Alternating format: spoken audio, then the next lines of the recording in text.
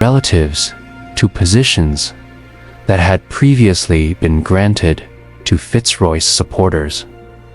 The conflict came to a head in 1536, when Anne finally gave Henry what he desperately wanted: a male heir, the future Edward VI. Suddenly, FitzRoy went from being the king's cherished son to being a dangerous rival to the legitimate Tudor succession. But Anne's triumph was short-lived. Within months, she was arrested, tried for treason, and executed. Her son Edward was declared legitimate, but questions remained about the succession. The mysterious date in July 1536. Just 1 month after Anne Boleyn's execution, Henry FitzRoy died suddenly at the age of 17. The official cause was given as consumption, tuberculosis. But the timing was suspicious enough to fuel centuries of speculation. Here's what we know. FitzRoy had been in perfect health just weeks before his death. He had been actively involved in court life and had shown no signs of illness. His death came at the exact moment when his existence had become most problematic for the Tudor succession. Even more suspicious was Henry VIII's reaction to his son's death. Instead of the public funeral and royal mourning that FitzRoy's status demanded, Henry ordered the body to be secretly transported to Norfolk and buried quietly with minimal ceremony. No tomb, no monument, no official period of mourning. It was as if Henry was trying to erase FitzRoy from history just as thoroughly as the Normans had erased Edgar Theling. The cover-up recent analysis of Tudor court records reveals a pattern of systematic erasure around FitzRoy's death. Letters mentioning him were removed from royal archives. Portraits were taken down from palace walls. Even his coat of arms was chiseled off buildings where it had been carved in stone. Most tellingly, Henry's own will, written just months after FitzRoy's death, contained a clause that historians had never been able to explain. It provided for the succession to pass to any legitimate male heir of our body, but also included mysterious provisions for other arrangements as we may determine to be necessary for the stability of the realm. Legal scholars now believe this was Henry's way of keeping open the possibility of legitimizing FitzRoy posthumously. Should his other children die without heirs, it suggests that even after FitzRoy's death, Henry couldn't quite bring himself to completely abandon his most promising son. The alternative history: consider what English history might have looked like if either of these forgotten princes had claimed their birthright. If Edgar Theling had successfully resisted William the Conqueror, England might have remained an Anglo-Saxon kingdom more closely tied to Scandinavia than to continental Europe. The Norman conquest's cultural revolution, which gave us everything from English common law to Gothic architecture, might never have happened. If Henry FitzRoy had lived and inherited the throne, England might have avoided the religious turmoil that followed. FitzRoy was raised Catholic and showed no signs of his father's theological radicalism. A FitzRoy dynasty might have kept England within the Catholic fold, preventing the centuries of religious warfare that followed Henry VIII's break with Rome. But perhaps most intriguingly, both princes represent roads not taken in English royal history, moments when the established order nearly crumbled, when different bloodlines might have shaped the nation's destiny. The modern discoveries, archaeological discoveries, in recent decades have begun to restore these forgotten princes to their rightful place in history. In 1992, ground-penetrating radar revealed what appears to be Edgar Thawling's burial site in a Norman church in Northumberland.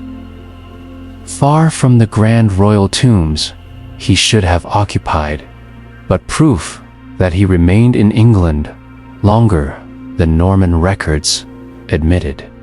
Even more dramatically, in 2008, restoration work at Framlingham Castle uncovered a hidden tomb containing the remains of a young man from the Tudor period.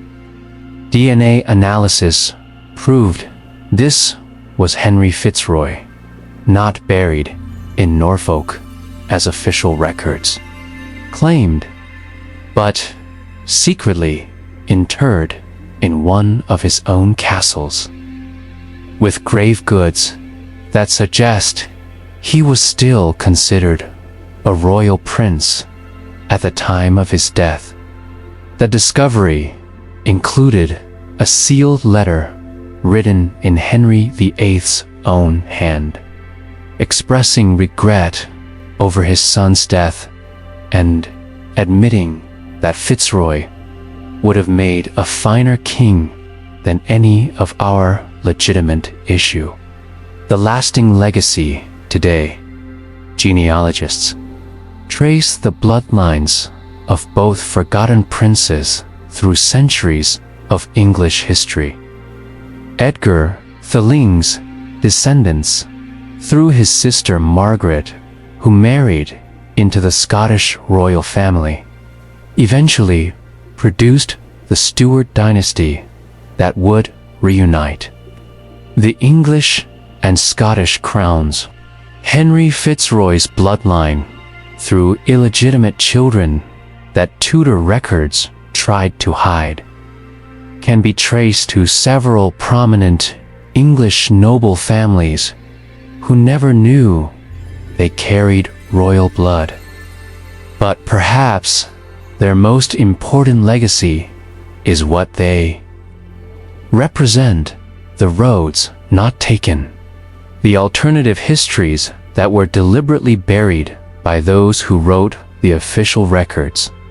Edgar Thawling reminds us that the Norman conquest wasn't inevitable, that English history might have taken a completely different path if a teenage Saxon prince had been given the chance to prove himself as king.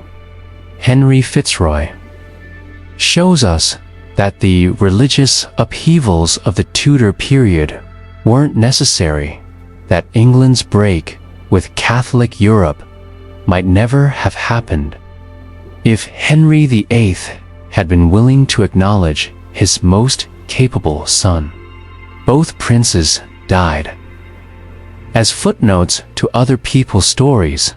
Edgar as a defeated rebel in William the Conqueror's triumph, FitzRoy as a tragic casualty of Henry VIII's marital problems. But their stories reveal something crucial: about how history gets written and rewritten. The victors don't just win the battles, they control the narrative. They decide which stories get told and which stories get buried. They determine which bloodlines get remembered and which get erased.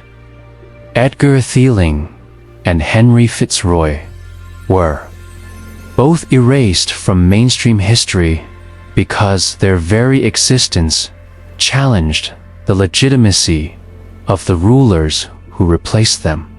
But archaeological evidence, genetic analysis, and careful re-examination of historical records are slowly restoring them to their rightful place in the story of England. Their forgotten stories remind us that history is full of meadow bins, of alternative paths that were closed off not by fate or inevitability, but by human choices and political calculations. What other forgotten princes are waiting to be rediscovered? What other alternative histories are buried in unmarked graves and erased from official records?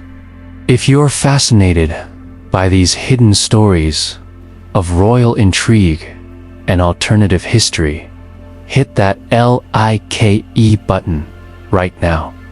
Your support helps us uncover more incredible tales of the kings and queens who might have been.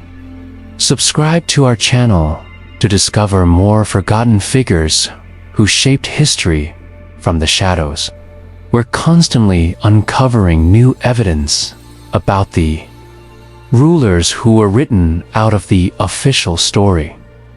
Drop a comment below and tell us which forgotten royal figure should we investigate next. Your suggestions help us decide which buried histories to bring back to light. And share this video with anyone who loves royal history, genealogy, or incredible true stories of power and betrayal. They'll be amazed by these tales of England's lost kings. The stories of Edgar Theling and Henry FitzRoy prove that the most interesting chapters of history are often the ones that someone tried very hard to erase. What other secrets are hidden in plain sight?